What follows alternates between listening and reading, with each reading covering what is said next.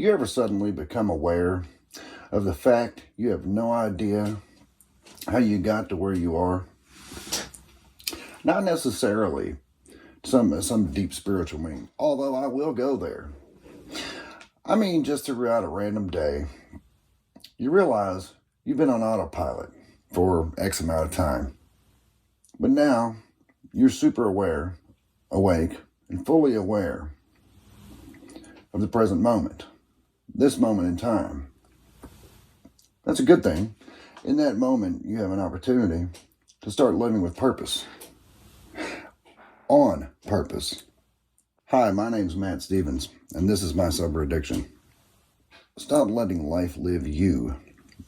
Instead, you live life and the people around you, necessarily. I mean, if you're at work, obviously you're at work and there's nothing you can do. You have coworkers and they're there and all that. But you can control how you react. You can control how it affects you.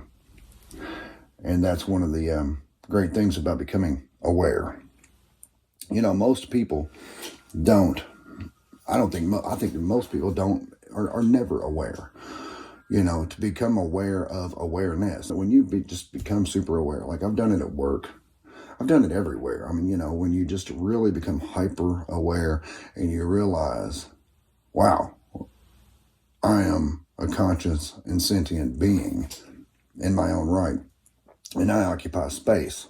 But then again, that space is just an energy field, and you are a distortion in that energy field. But you know, that's like I said, I can go there, you know, with the deep spiritual meanings and all that. But anyway, and we will. And this is not an exact. But getting back to the autopilot thing, this is not an exact statistic, of course. But I'd bet a paycheck it's pretty accurate. It's pretty dead on. But 90% of our day is spent on autopilot. You know. And that's probably even true for people who are trying to become conscious and aware. And, you know, I guess the goal of that is to try to become more deliberate. And that's something that we as addicts relate to, because the addiction kind of takes over and you do absolutely run on autopilot. We know exactly what it means to run on autopilot, because there can be days when I was in active addiction, there were days when I would say, okay, today's the day. I'm not going to use anymore. I'm going to, get sober. Meanwhile, I am texting my dope dealer, trying to set something up. Okay. And I'm still telling myself, or telling whoever I'm around, I'm not using today. I'm not using today. Meanwhile, I'm still texting my dope dealer. Meanwhile, I'm driving to the ATM. Meanwhile, I'm going and sitting in a parking lot somewhere for God knows how long, waiting for my drug dealer to show up. Does it sound like I'm not going to use, even though I'm sitting there saying, I'm not going to use today, I'm not going to use today? Yeah, you probably are. But my conscious mind was saying, I'm not going to do it, I'm not going to do it, I'm not going to do it. But my autopilot's, yes, you are. But that's the addiction. And that's the hardest part to beat of it. That's why once we do beat it, we understand. And I say I love addicts, because I do love addicts. And, for a whole shit ton of reasons. But one of them is the things that we've been through. And I'm not saying other people don't go through things. And I understand some people are like, well, yeah, all that was you did that to yourself. What about people who have cancer? Okay, fine. You're right. We did it to ourselves. However, a lot of us are pre-wired to be addicts, because we've all known people who we got high with or whatever, and they, for whatever reason, they could do it for 2 or 3 days and then just put it down. Nope, sorry, got to go to work tomorrow. Sunday afternoon. Nope, sorry, I got to put it down. I got to go to work in the morning, so I can't do it. And meanwhile, I'm like, what do you mean? What do you mean you got to put it down? There's no such thing as putting it down. That's the addict versus the non-addict. So what I was getting at is, we know the difference between being deliberate and super aware and being on autopilot, because we were on autopilot for so long. It's almost like we're sitting outside of yourself and watching yourself from third person. You're like, why are you doing that? Why are you going to see your dope dealer? You're not supposed to be doing that. You're saying with your mouth you're not going to do that, but you're doing the actions And well, there you go. You just did it. And then finally, when you push off on that shot, you go, oh my God, I just did it. Well, I guess I'll do it tomorrow. I don't want to be ruffling any feathers, but that's why I don't really like slogans. Well, I shouldn't say that. I love slogans. That's why I don't like the slogan of living life on life's terms. Because if we live life on life's terms, that means that we are basically being subservient to it. And I realize there's probably some people out there right now that are rolling their eyes thinking, God, man, you just don't freaking get it, do you? You know, I realize life happens. I do. Okay. But I also realize that how we react is up to us. You know, the things that happen around us sometimes are outside of our control. But what is in our control is how we react to it, if we allow it to affect us. And whether or not we allow it to affect us is really kind of the key. Because if we don't allow it to affect us, then it just floats on by. Kind of like, you know, a lot of meditation teachers teach you, you know, a lot of people, when they're new to meditation, they think, I got to clear my thought. I got to clear my mind. I got to clear my mind. No thoughts, no thoughts, no thoughts. And then what do they have? They have thoughts. And then they think they're messing up. No, you're not messing up at all. Thoughts are going to happen. It's called brain. It thinks, you know. But you kind of observe it. Just observe the thought. Kind of like every car that drives down the street, you observe them, drive by. It doesn't mean you go freaking jump in every single car that drives by, or whatever, or even react to each car that drives by. You observe it. You watch it go by, and there it goes. And that's fine. Some of them go by slow, some of them go by fast. Some of them may stop in front of your house. Point is, observe. Don't become a participant in things that you don't want, that aren't going to serve you. So your brain doesn't know the difference between what you're actually participating in and what you're not participating in. So if your surroundings are this, if your physical reality is this, that's fine. Whatever you observe is, whatever you allow to take in is this. So some things you just need to let it go on by. Don't participate in it. Don't react to it.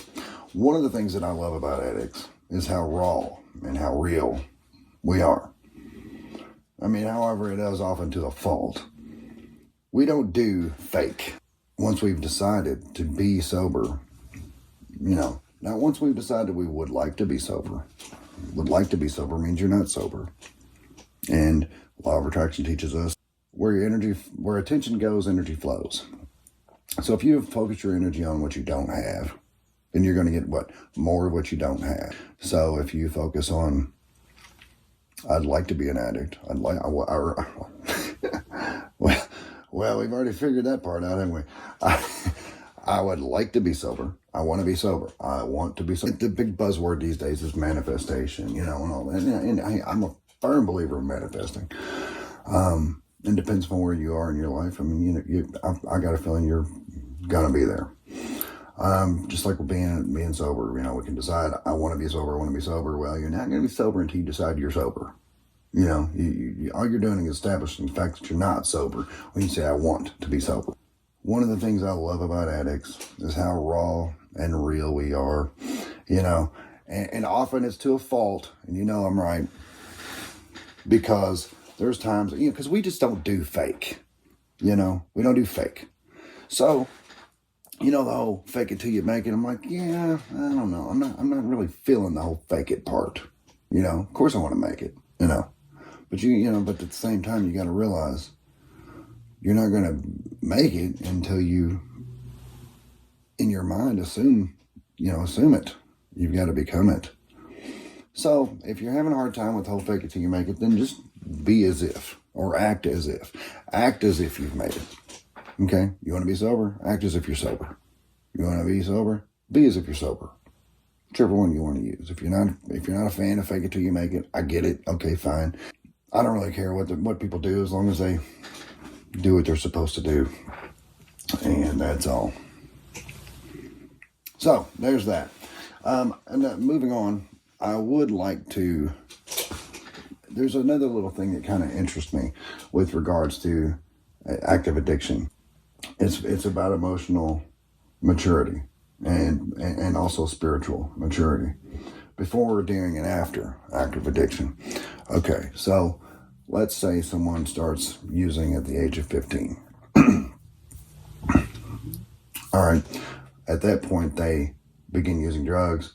Every time something goes on in their life that they can't deal with, they go and get high.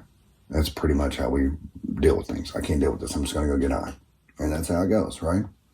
So at the age of 15, let's take this case point here. At the age of 15, this person starts using. Then every time something bad happens in their life, a breakup, they get in trouble, whatever. Anything happens, they go and use. Okay, then let's fast forward 10 years. They're 25, and then they decide to get sober.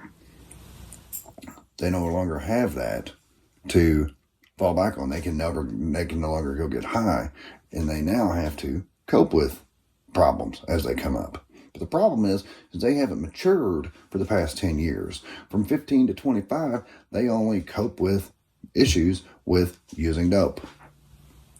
So they've pretty much still got the maturity level of a 15-year-old, even though they're 25 years old. So if somebody ever wonders why does this guy always act so immature about, when it comes to emotional issues or whatever? Well, because we never had to deal with emotional issues. Not like a real person would, just process, like a death in the family or anything. We've never really processed things the way normal people do. We just go and cover it up with drugs. So whenever we do get sober, and say we were using for 10 years, whenever we do get sober, well, we've lost 10 years of maturing. And so therefore we kind of start from there. So you're 25, but you got the emotional maturity level of a 15-year-old. And then let's say at 35, now you're up to 25. I mean, I don't know. Maybe there's a curve. I mean, at some point you would eventually catch up. I don't know. I just know that's a very interesting thing, because it is true. Most addicts are very emotional. Well, when they're in active addiction, they're emotionally absent. They don't process things. Death in the family, for example, they just check out. You know that. I know that. We've all done that. And then whenever we do get sober, what do we do then? We don't know how to deal. And actually it's a very dangerous time, because some people are like, oh shit, I don't know how to deal with this. The only way I know how to deal with this is get high. Well, you can't do that. You're sober now. Yeah, whatever. I don't know. And then they go and sometimes relapse, unfortunately. But if they don't relapse, that's why it's very important to help people.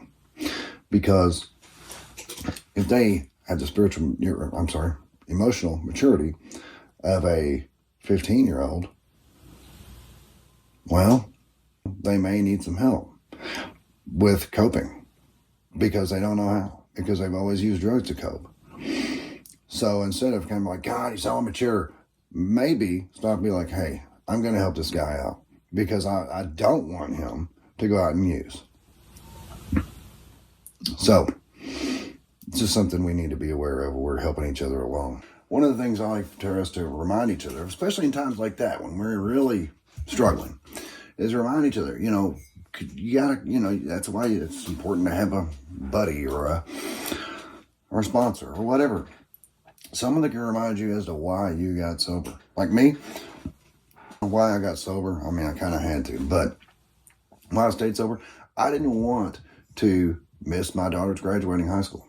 I'd already missed enough to where that I wasn't going to deal with that. That would have been very bad. I had already tried to get sober for my family and realized that doesn't work. Yes, sobriety is a very selfish thing. You have to do it for your own reasons, not for someone else's.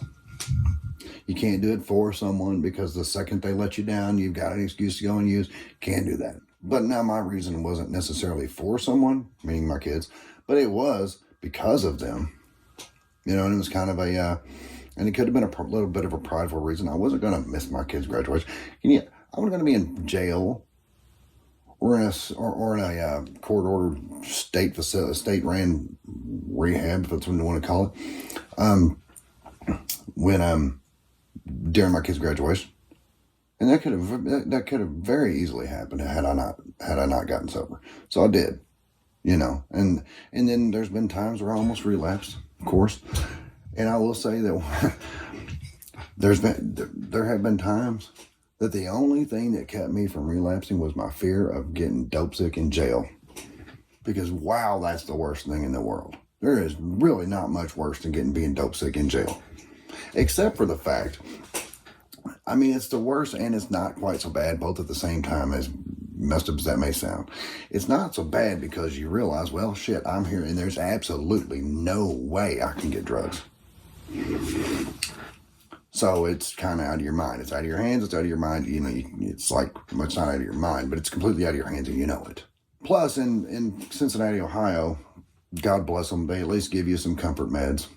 But I think they more do that for their own reasons, because there's some pretty hard-ass freaking guys in that jail, okay?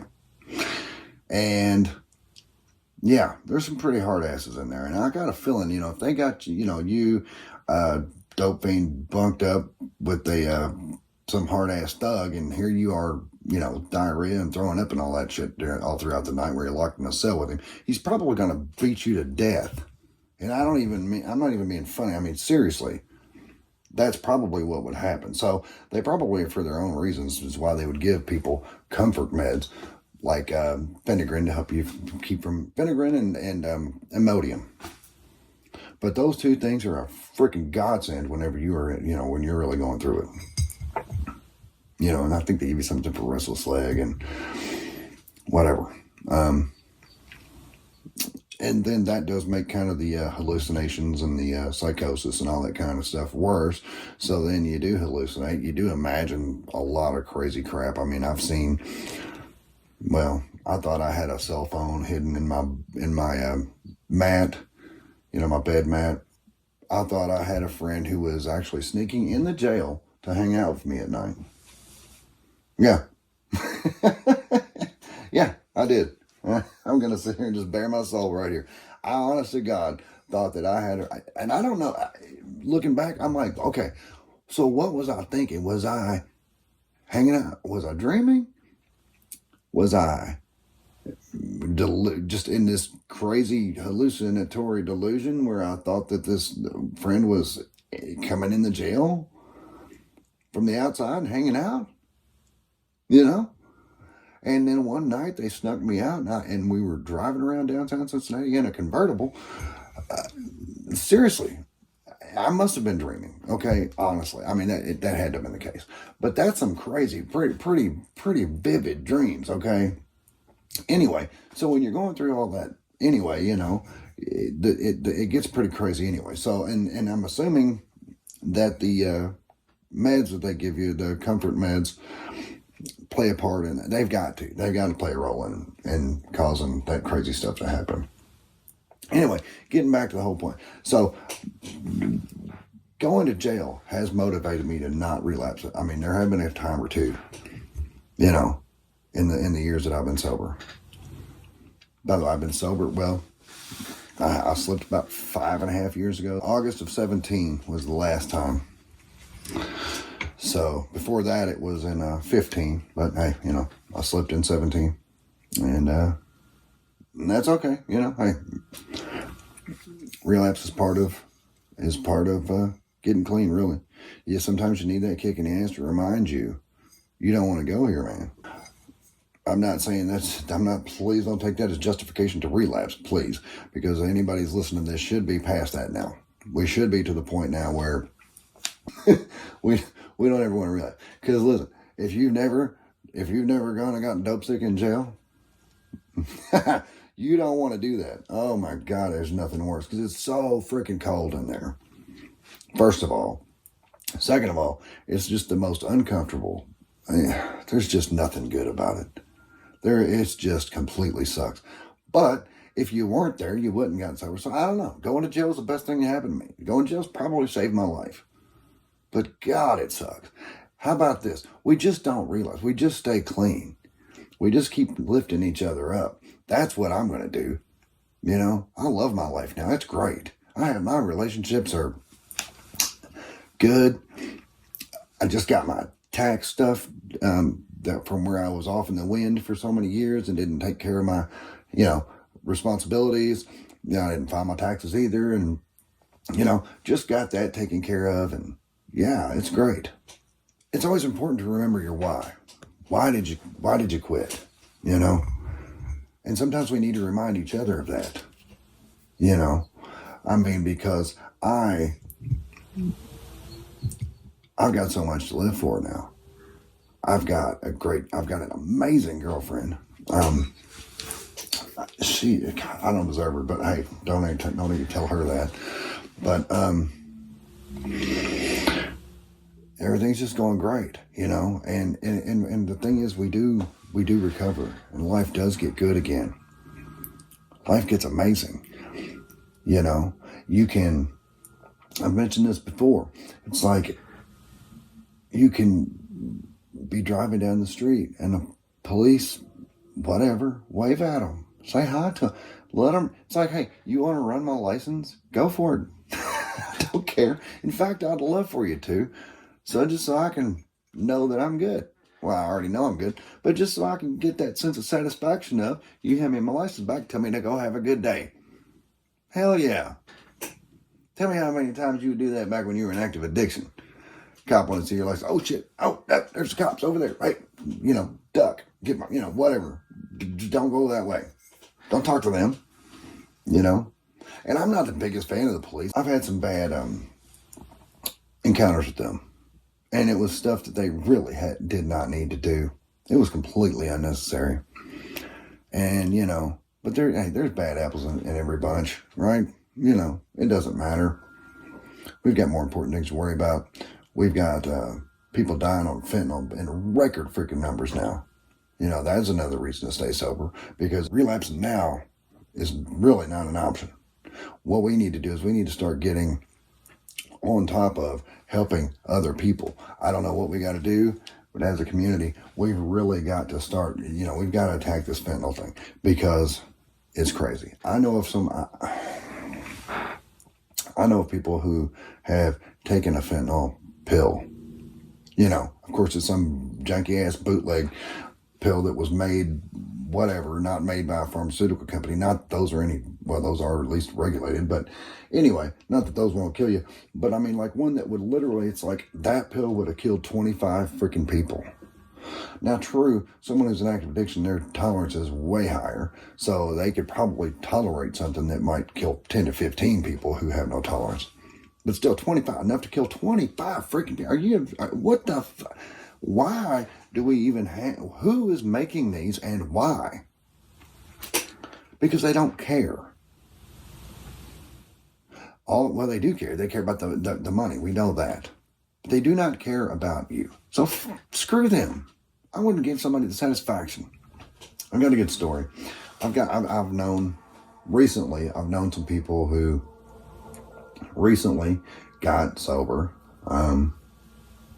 We're going to a clinic, getting on maintenance medicines. I am not opposed to that at all. In fact, I think it's a great idea.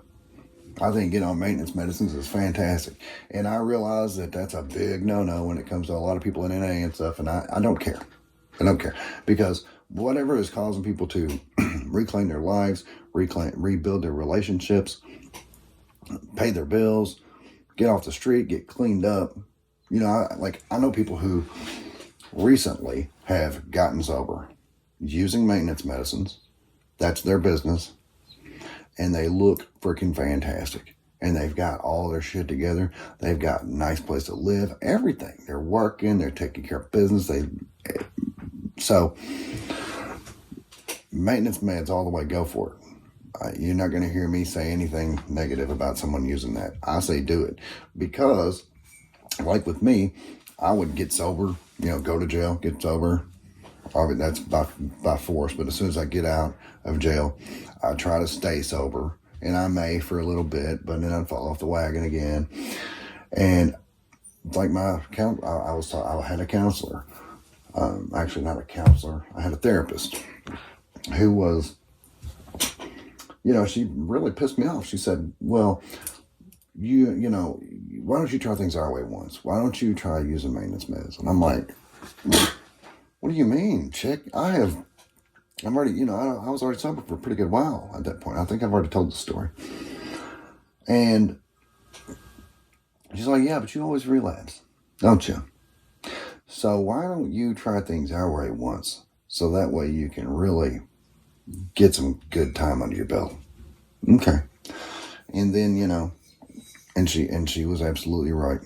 If I hadn't have done that, I don't know that I would have relapsed, but I probably would have. Based on my history, I probably would have, had I not went and got on maintenance meds at that time. And it saved a lot of people. It saved a lot of lives. It saved so many lives. I don't care if it's methadone. I don't care if it's Suboxone. I don't care what it is. If it's saving people's lives, it's saving people's lives. Because things right now are crucial. It's so bad. And we are in a very unique position. We've seen the other side of this equation. We know how bad things can be. And we also know how good things can be. We're an inspiration to a lot of people. There's a lot of people who've never been an addict. Or never, once an addict, always an addict.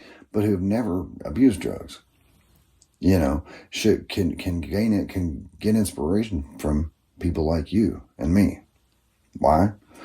Because we have beaten back one of the worst scourges of our time. I mean, if you want to put it that way. Scourges of our time.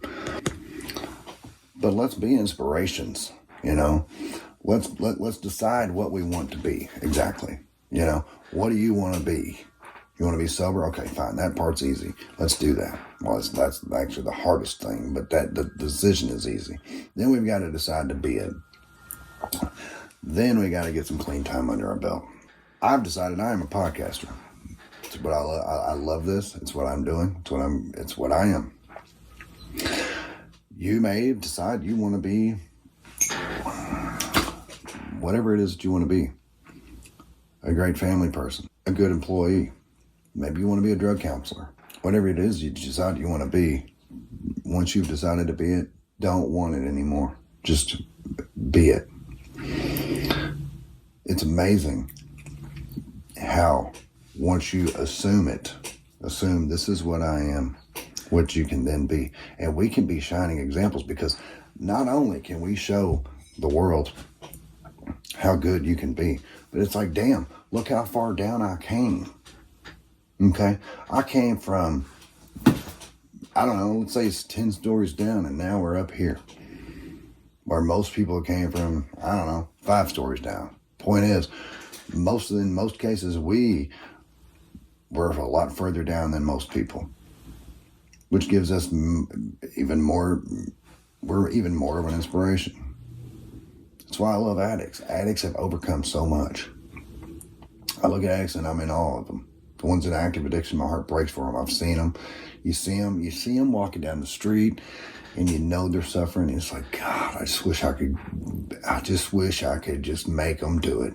But you can't. And my heart breaks for them, because I look at them and I think, man, just come on, dude, you can do this. It's not that bad. You can get over to the other side. And once you're over here on this side, you're gonna freaking love it. You've seen them. You've seen those people out there, and your heart breaks for them, because you know what they're going through. And God, you don't wish that on anybody. Anybody. I wouldn't wish that on anyone. So let's be shining examples.